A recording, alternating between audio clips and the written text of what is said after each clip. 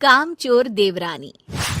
एक बार की बात है, सुषमा अपने पूरे परिवार के साथ खुशी खुशी मोहन नगर में रहती थी। उसकी 2 बहुएं थी, पल्लवी और शिवानी। एक दिन दोनों बहुएं रसोई में काम कर रही होती है कि तभी उनकी सास सुषमा उन्हें बुलाती है। अरे बहू, जरा इधर तो आना। शिवानी, जरा जाकर देखना सासू माँ क्या कह रही हैं। दीदी आप ही देख लो ना जाकर, आपको भी तो सुनाई दे रहा है। अरे मैं आटा गूंद रही हूँ ना, तुम चली जाओ।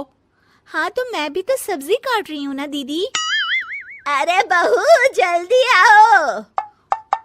ओफो, ये तो जाएगी नहीं। मैं ही जाकर देखती हूँ कि क्या करना है।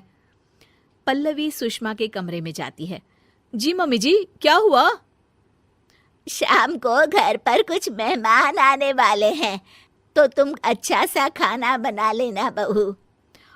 ठीक है मम्मी जी, आप बता दीजिए क्या क्या बनाना है और कितने लोग आ रहे हैं। सुनील की मौसी जी और उनका पूरा परिवार आ रहा है। कुल मिलाकर 3 लोग और हमें मिलाकर हुए 9 लोग। तो अभी से ही तैयारी करना शुरू कर दो। और हाँ, घर की सफाई भी कर देना, हाँ, अच्छे से। जी मम्मी जी, सब काम हो जाएगा, आप चिंता मत कीजिए। पल्लवी शिवानी को घर में मेहमान आने वाले हैं इसके बारे में बताती है। क्या 9 लोगों का खाना बनाना होगा, घर की सफाई करनी है? बाप रे, सासू माँ ने तो हमें घर की नौकरानी ही समझ कर रखा है। ऐसा नहीं बोलते शिवानी, हम इस घर की बहू हैं और घर के काम करना हमारा फर्ज है। दीदी तो है ही सासू माँ की चमची, जब देखो सासू माँ सासू माँ। मैं तो इतना सारा काम नहीं करने वाली। शिवानी कपड़े लेकर गमला साफ कर रही होती है और चक्कर आने का नाटक करने लगती है। मेरा सर चकरा रहा है। तभी वहां पल्लवी और सासू माँ जाते हैं। अरे बहू, क्या हो गया तुम्हें? मम्मी जी, बहुत तेज सर में दर्द हो रहा है। तुम एक काम करो शिवानी, आराम कर लो। नहीं नहीं दीदी, घर में मेहमान आने वाले हैं, मुझे आपकी मदद करनी चाहिए। अरे कोई बात नहीं शिवानी, तुम आराम कर लो, मैं सब काम कर लूंगी। ठीक है दीदी, अगर आप इतना कह रही हैं तो आराम कर लेती हूँ। शिवानी आराम से अपने कमरे में मैगजीन पढ़ रही होती है। इसे कहते हैं आराम की जिंदगी। इतना सारा काम। चलो सारा काम खत्म हो गया, शिवानी को देख आती हूँ। शिवानी अपने कमरे में ईयरफोन में गाने सुनते सुनते सो जाती है और उसके साइड में मैगजीन भी रखी होती है। पल्लवी वहां आ जाती है और वो सब देखती है। ओहो, तो मतलब सब काम चोरी का बहाना था। अभी बताती हूँ इसको।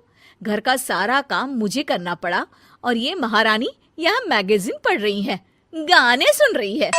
पल्लवी रसोई से एक प्लेट और चम्मच लेकर आती है और शिवानी को थाली बजाकर उठाने लगती है। शिवानी अचानक से उठती है। उठ गई महारानी, गाने भी सुन लिए, मैगजीन भी पढ़ ली।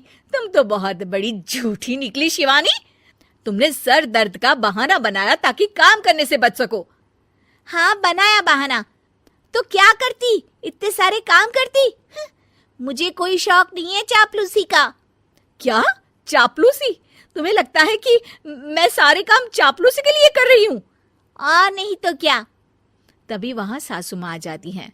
अरे बहू, वो लोग बस आने ही वाले हैं, तुम तैयारियां कर लो। जी सासू माँ, तुझे तो मैं बाद में देखती हूँ। सब खाना खाने बैठते हैं और खाना शुरू करते हैं। तभी सुनील की मौसी बोलती है। वाह भाई वाह, खाना तो बहुत ही अच्छा बना है सुषमा जी, एक एक चीज में क्या स्वाद है। ये सुनकर शिवानी मुंह बना लेती है। उसे अपनी जेठानी की इतनी तारीफ रास नहीं आती। आपकी बहुएं तो बहुत ही अच्छा खाना बनाती हैं। हाँ, बनाती तो दोनों ही अच्छा है, पर आज ना ये सारा खाना बड़ी बहू ने बनाया है। छोटी बहू की तबीयत ठीक नहीं थी, सो इसलिए। मानना पड़ेगा सुषमा जी, आपकी बड़ी बहू तो बहुत ही गुणवान है। पल्लवी की तारीफ सुनकर शिवानी को जलन होती है।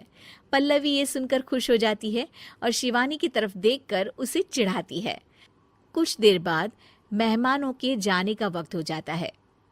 मौसी जी सबके लिए उपहार लाई होती है। वो सबको शगुन के पैसे देती हैं और अंत में पल्लवी के पास आती है।